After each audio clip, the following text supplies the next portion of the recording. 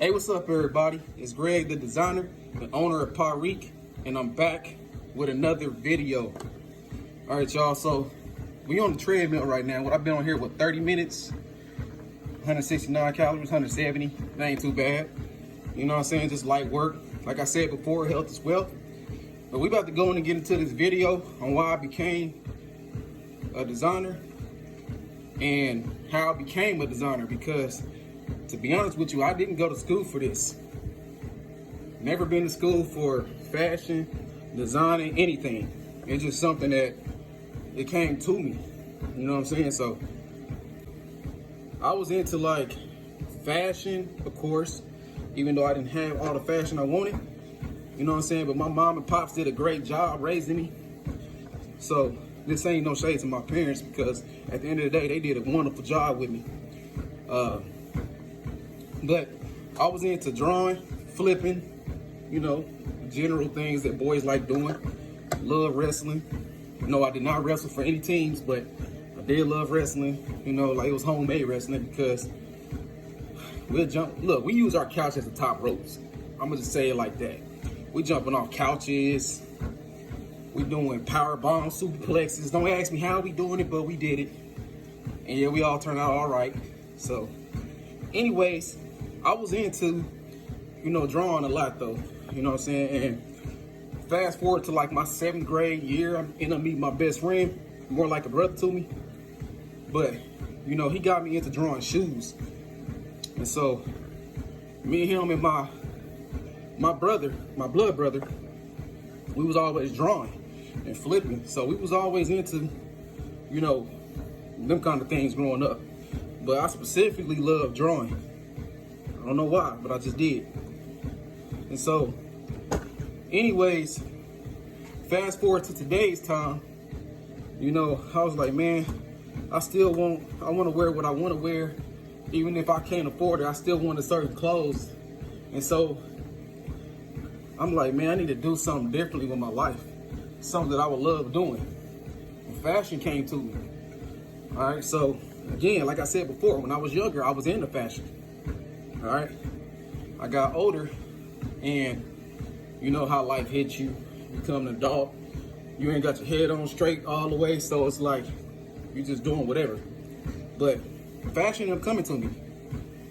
You know what I'm saying? It came back to me. Let me say it like that. Fashion came back to me. My passion for fashion came back to me. Anyways, fast forward to today's time. I follow different designers like Virgil, you know, for Off-White, Harry Preston. Sorry if I butchered their names, but these are some of the people I look at. Of course, I've always loved Gucci. Don't ask me why. I've always loved Gucci clothing. Maybe it's the double G's. My name is Greg, you know what I'm saying? Like, maybe it's the double G's. I don't know. I like they designs. I like the fabrics, the materials that they use. I like their attention to detail and their quality. That's just me. You ain't gotta like it. That's cool. Everybody got their own brands, what they like and what they love to wear. You know what I'm saying? So I was into things like that, and I'm still in. But I'm like, you know what? I can do this on my own too. I can do the same thing. I can do the same thing. Create my own brand. And that's pretty much how I got into it. Like I said before, I was always drawing. So for me, I always looked at these other brands and I would try to mimic what they're doing. And then I would mimic it so long that I started developing my own style. Like, wait a minute, I like the way this look instead. So I started mimicking their brands, drawing, creating things. And mine just wasn't looking right. It started looking like too much like theirs, or like a low budget quality of their designs. So I stopped doing that because it just wasn't hitting the way I wanted to hit. So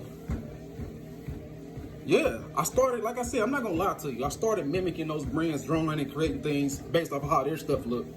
And then I slowly started developing things of my own into my craft. And here we are today, you know, with my own designs, things that I'm getting made, things that I'm working on, because it's all geared to me.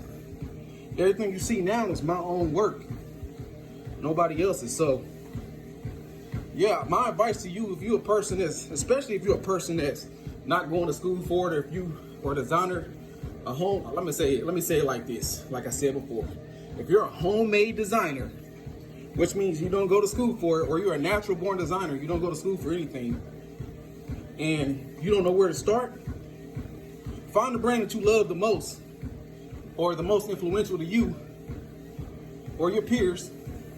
I'm gonna say really to you, like a brand that's mostly geared towards your train of thought and what you like, or how you address.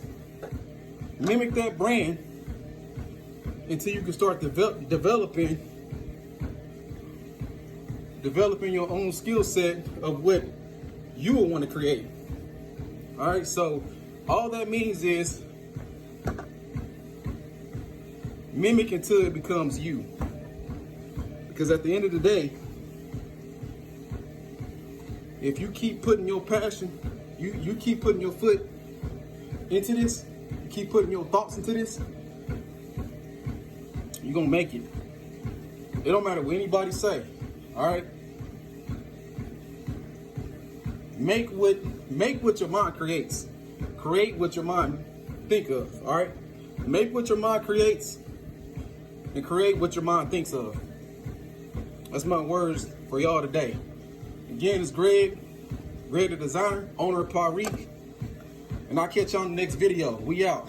Let's get off this treadmill, y'all. We've been on here almost 40 minutes. I gotta do some other exercise. I ain't trying to just be walking and running.